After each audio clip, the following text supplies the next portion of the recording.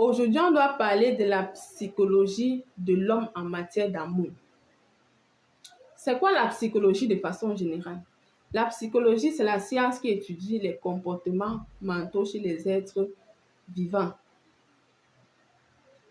Maintenant, chez l'homme en matière d'amour, toi, une femme qui cherche l'homme là, tu dois connaître la psychologie de l'homme. Ça veut dire connaître le comportement de l'homme en matière d'amour.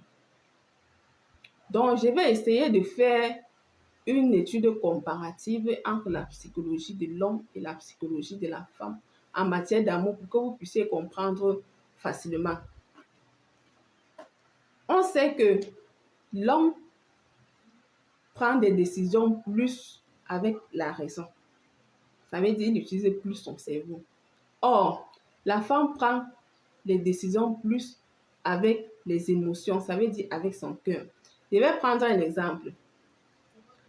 Quand vous êtes là, votre chéri vous appelle qu'il est malade. Pour la femme, qu'est-ce que tu as envie de faire? Tu as envie de courir, arriver à l'hôpital, dormir même avec lui, tu es même prête à le laver s'il le faut.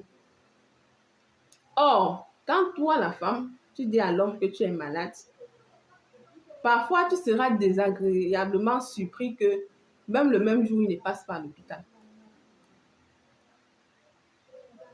Là, tu vas te fâcher. Mais le problème, c'est de comprendre, il n'est pas venu à l'hôpital me rendre visite aujourd'hui. Pourquoi? C'est ça qu'il faut comprendre. Vous savez, les hommes, comme je dis tantôt, l'homme réfléchit avec la tête. Si, par exemple, tu lui as appelé quand il était foiré, ça veut dire qu'il n'avait pas de l'argent peut-être pour venir te rendre visite à l'hôpital. Il ne doit pas venir parce que lui trouve que ça ne sert à rien de venir te trouver dans cet état et partir sans rien te donner. Là, ça va tuer son charisme. Là, il va préférer ne pas venir. Peut-être venir même le lendemain ou après 2 jours, mais venir comme il le faut. Ça veut dire qu'il doit venir, il doit dépenser. Oui. Et connaître ça, ça doit vous permettre, vous les femmes, de ne plus vous fâcher contre vos gars, contre vos chéris par rapport à certaines situations. Donc ça, c'était un exemple pratique. Bon, si je prends encore un deuxième exemple, parfois quand c'est l'anniversaire de votre chéri, ouais les femmes, parfois on organise même l'anniversaire surprise. On fait tout pour que ce jour, il soit heureux, il soit joyeux. Or, vous allez constater que parfois chez les hommes, ils oublient même votre date d'anniversaire.